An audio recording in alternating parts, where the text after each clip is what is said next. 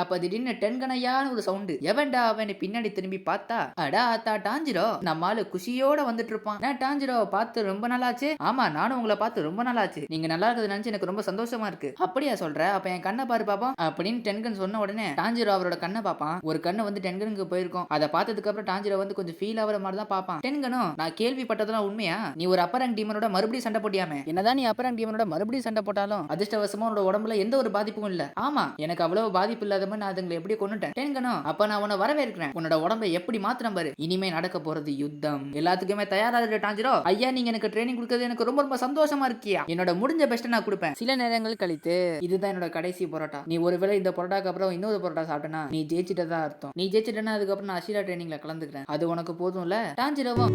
இது போதும் எனக்கு, இது போதுமே. சரி, ஃபுல் வீடியோ லிங்க் டைட்டிலுக்கு மேல இருக்கு. வீடியோவை செக் பண்ணி என்ஜாய் பண்ணுங்க.